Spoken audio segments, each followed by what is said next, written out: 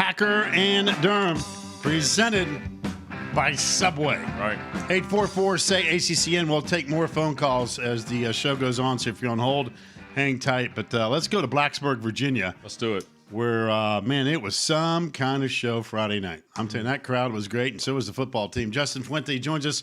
First of all, Coach, congratulations. An amazing scene and really an amazing performance. Well, I appreciate it. I'm really happy for our players. It was probably the most electric atmosphere of any sporting event I've ever been to. You know, from the opening kickoff to the last play of the game, the energy never left the stadium. Our fans deserve a tremendous amount of credit for the role they played in helping us win that game. Just happy for everybody involved, our players and fans alike. Was there a moment of like, wow, here comes the adrenaline rush? I mean, was it going through the tunnel? Was it on the field in pregame when you saw the people start to work into the seats? Because I know in July you talked about it with us at the kickoff that it was going to be, you know, such a refreshing environment to have people back in the seats after what happened last year. But when did the adrenaline hit you Friday? Was it going through the tunnel or was it sometime earlier than that? No, I think it was earlier than that. It was, you know, they were announcing our starting lineups. Mm-hmm. And, I mean, the place was just going crazy.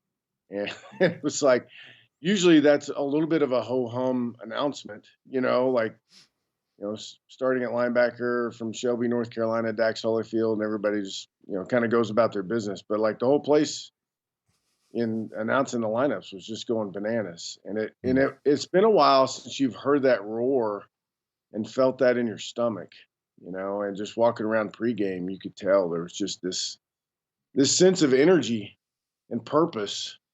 You know, there were 66,000 people there that came to serve a purpose in that game, and they certainly did.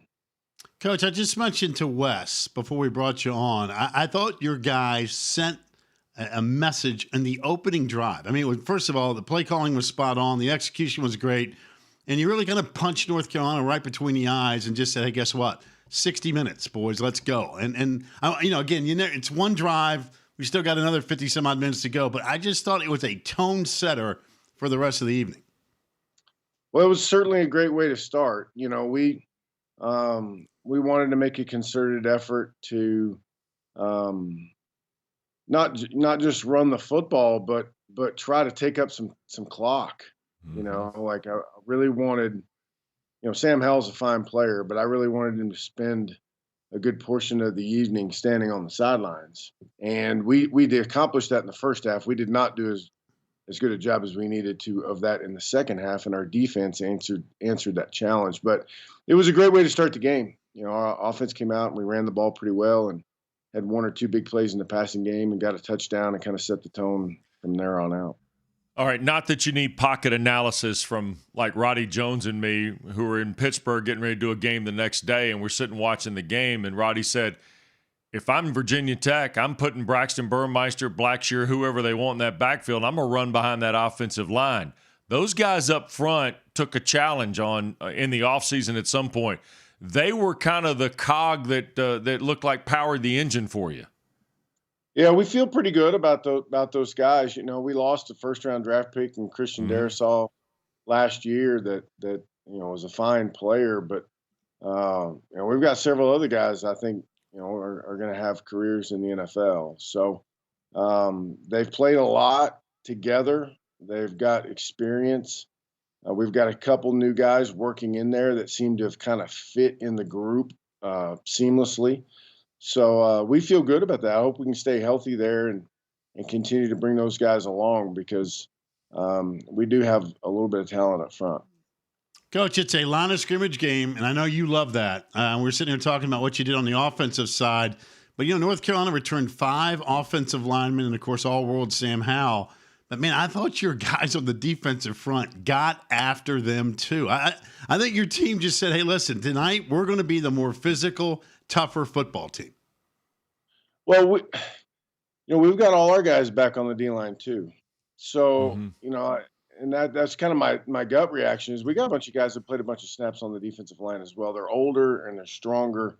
They're more mature. They certainly understand what we're trying to get accomplished better than we did a year ago through all of that stuff. So I'm not sure anybody knew exactly what it was going to look like, but I have felt good about the progress we've made on the defensive front. And some of that's just frankly due to maturity and time in the weight room and the development of our program. But our mentality was spot on, and our guys were ready to play. I mean, we'd heard a lot about our opponent, and we were ready to prove that that we at least for 1 week had a decent team. All right, let's go to your quarterback, because a healthy Braxton Burmeister is a totally different Braxton Burmeister, right? I mean, you got him to a point where he looked as comfortable and as confident as at any other time he's been with you on Friday night. Did you have an indicator of that through the spring and obviously into the fall camp that was going to be the case? Well, I really felt good about him last year. And think back, he started the first couple games for us last year and played well. And I really felt good about the progress he's making. He was really set back by 3 broken toes, and probably would have played more last year for us if he hadn't gotten hurt, and then played towards the end of the season. So we've seen this coming.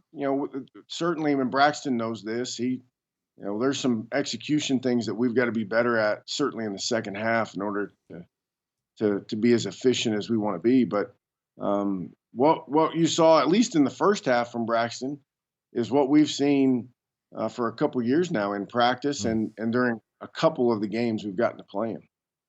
Coach, I'm always curious after a ball game, especially an emotional win, what the rest of the night and into the next morning is. So let's not sugarcoat this. There was a lot of pressure on you and your program going into week 1. This was more than just playing North Carolina. You get the win. Your team plays great. The crowd's awesome. You win the game. People are celebrating on the field. I mean, it's party time in Blacksburg. It's a Friday night. You get the whole weekend in front of you. What was the rest of your night after midnight, if you don't mind me asking? You guys are going to be so disappointed in me. Don't do this. I mean, I'm with my wife and 3 girls, and we get a little something to eat here in the office, and we jump in the car and head home and watch a little bit of football and reminisce and go to bed. So I wish I had maybe years ago, 10 or 15 years ago, it might have been a different story for me. But on this particular Friday night, I was pretty spent. Coach, I got to tell you, I'm thrilled for the W for you and your program and your fans, because I'm married to a Hokie.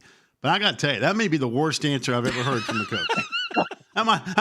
As good as your team was, that answer was on the other end of the spectrum. I was waiting for you to say pack. My wife had 750 people over at the house. We had the greatest party you've ever seen. Matter of fact, it just ended 25 minutes ago. That's why I'm on. I can't believe that was your answer, that you're tucked into bed and like, catch you later. Another W we're worried about next week. Let me tell you what, she knows me well enough not to have 750 people waiting at our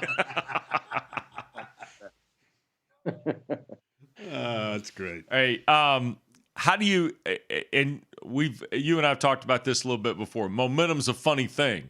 It can happen in a game. It can happen after a game, right? So now all of a sudden you're playing, you get this great win, and here comes Middle Tennessee State. They're going to throw it around a little bit. And then all of a sudden you're going to kind of dive back across the line here. You're going to go to West Virginia. You're going to do some things like this.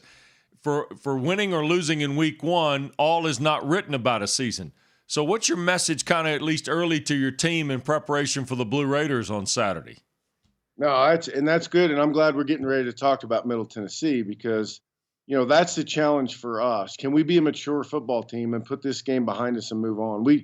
We've heard about North Carolina, heard about the game for 6 months, and we've got 6 days to get ready for Middle Tennessee. And they're going to come in here. And the one thing I know about Middle Tennessee, having played them when I was at Memphis, is they can run. They're always fast on both sides of the football. Stock's done a great job there for a long time. So we've got to turn the page. We got to get recharged and refocused and, ultimately re-engaged to our next opponent. And that's something that I've talked openly with the team about that I'm not sure we've done a very good job of. And if we are going to be a mature football team, if we're going to be an older football team or have a chance to be the type of football team that we want to be, that we talk about, then we're going to have to be able to do those things. We can't spend time reminiscing about what happened last Friday night or checking our highlights out. We've got to get refocused on the next task at hand, because coming into our stadium is a very talented and fast football team that's going to come in here and try and beat the brakes off of us. That's the bottom line. I know that since you didn't have the 750 people over at the house that Pack thought you had, I will ask you this: how much other football did you watch this weekend? I know you're worried about your team and reviewing game tape and doing some office work, recruiting, that type thing with notes and correspondence, but how much other football did you watch, and did you watch a lot of the league this week? I watched a little bit of it. Saturday I watched, obviously I watched the Clemson-Georgia game, and I watched the Penn State-Wisconsin game earlier in the day. I watched a little bit of the game last night. I must admit I fell asleep. I felt like it was going to be a good one, but about halftime I checked out of that one. But I did get to watch a little bit. I still am a fan. I still enjoy the game. The way I was raised, I wasn't raised with one team that we rooted for all the time. I was just a fan of the games. And so I still enjoy that, and my kids enjoy it. So we spent quite a bit of time in front of the TV watching the game. I was surprised at the amount of defense that was played. Maybe last weekend was kind of an aberration, and maybe things will pick back up offensively. But at least the games that I watched, I was pretty shocked at the level of defensive play. Coach, I know this much as a fan, because that's where I am on Saturday. I'm on the couch watching all these games. To see your crowd Friday at Lane Stadium remind me of the good old days. To watch the jump around at Wisconsin, to see that Florida State crowd last night that was absolutely juiced. Yeah, the football is great, but man, college football felt like it was truly back this weekend. So congratulations for being a part of it, because it really kind of started Friday night with your team and your crowd and that game, because that was it was unbelievable to watch. You could just feel the energy and electricity literally coming through the set. Well, and that's part of what makes college football special. First of all, the regular season matters. And second of all the things that go with the game. Playing games on campus, the bands, the cheerleaders, the traditions, the fans. I mean, you don't see those things in the National Football League, and the National Football League's got a great product. But, we've got to make sure we don't lose sight of what makes us special in college sports. And it was great to see that across the country. It wasn't just at our place. I like to think that maybe we set the tone on Friday night for the rest of the country. But, we shouldn't lose sight of what makes this really, really special. And it was certainly on front and center on Friday night here in Blacksburg. Well, thanks as always for the time. Best to Jenny and the girls, and we'll see you down the road, I hope, this fall. You bet, guys. Appreciate the work you guys do. All right. Thanks, Coach. Appreciate it. Justin Fuente, head coach of the Hokies. Great win against Carolina, obviously, on Friday night. And Middle Tennessee State in a 2 o'clock game on Saturday in Blacksburg. You can see, now there are a handful of games. There are going to be 3 of these on Saturday that are ACC Network X exclusives, ACC NX exclusives. We'll explain that as the week goes on. You know what that means? See them through the ESPN app. Yes, that means you get more Subway sandwiches if you watch. Well, that's exactly right. When we come back, a quick word about tonight, setting the table for you at Mercedes-Benz Stadium in Atlanta. The Ville and Ole Miss, and more of your calls. Pac, they're stacking up to talk to you on Labor Day. Oh, yeah. The Pac-Man takes your calls next. Packer in Durham, the roof will be open tonight downtown at Mercedes-Benz.